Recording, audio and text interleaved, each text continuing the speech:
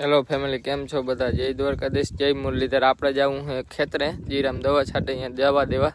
ચાલો દવા દેતા આવી।